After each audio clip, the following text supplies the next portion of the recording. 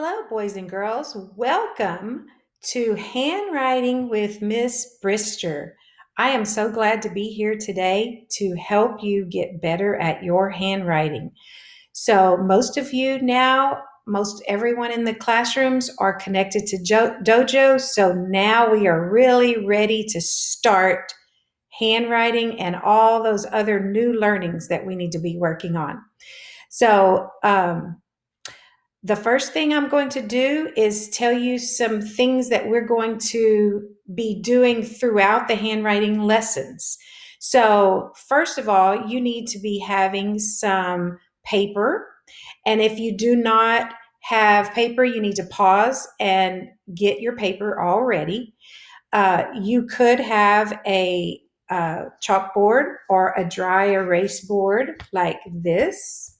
This works great. You can get something like this at Walmart or Target. Maybe order it or something like that. And every day I'm going to teach you two letters. And usually the letters are going to be they're going to probably go together in some way to make it easier for you to practice them.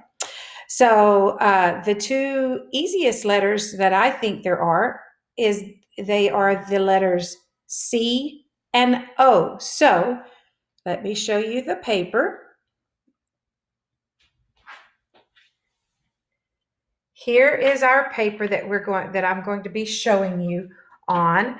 And the first thing we're going to do is we're going to work on the C, and we're going to do the uppercase and the lowercase, but we're only going to be practicing the lowercase because you probably learned the uppercase when you were in kindergarten. So we're going to be practicing on the lowercase more. The uppercase is going to start at the top of the line, make a big curve, and come up. Now, this is called a magic C. That's the uppercase C. This is the lowercase c. It does the exact same thing.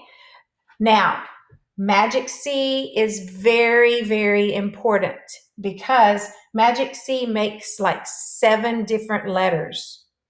And so we want to make sure that we're starting at the top and curving around and going around and stopping.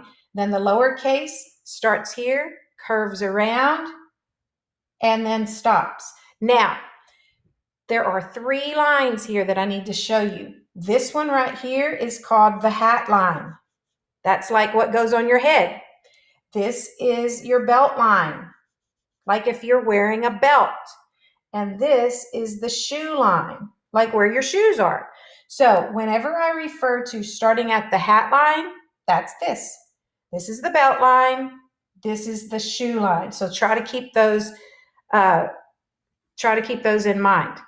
So we're going to do a little practicing with the C's now that you know how to do it. Remember, you start at the hat line, make a big curve, and then stop.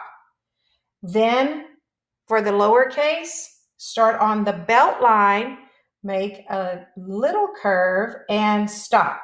So you're going to practice your C's, your lowercase C's, over and over until you get all the way to the end of that line. Now, when you finish that, I want you to look at every one of your C's, and I want you to pick your very best one.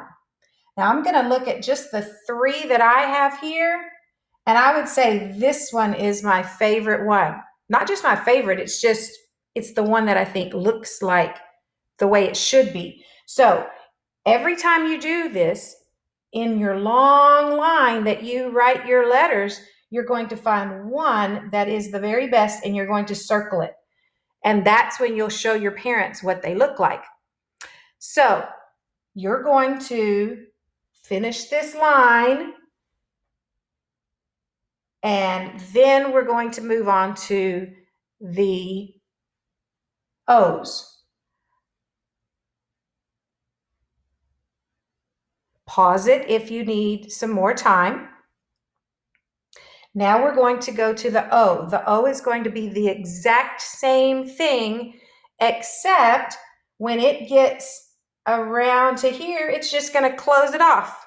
It's just going to keep going and then stop when it gets back to it.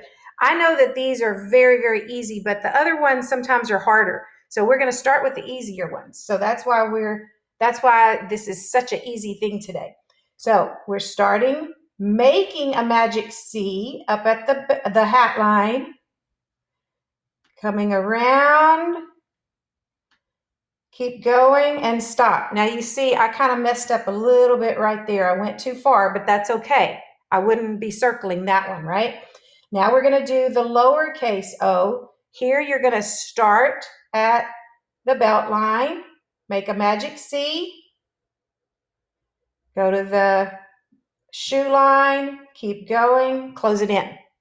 Now, you're going to make your O's all the way down to the end of the page and then circle the one that you like the best. And you can take a snapshot and show it to your teacher, or you can show it to someone in your family. The most important thing, boys and girls, is to start at the top. If you're not starting at the top, it's going to be very, very difficult for you to learn cursive when you get into second grade. So every one of our letters are going to start at the top. There's just a few exceptions, but I'll tell you that when we get to that. So practice on that handwriting and get very good at it. And we will see you next time. Bye.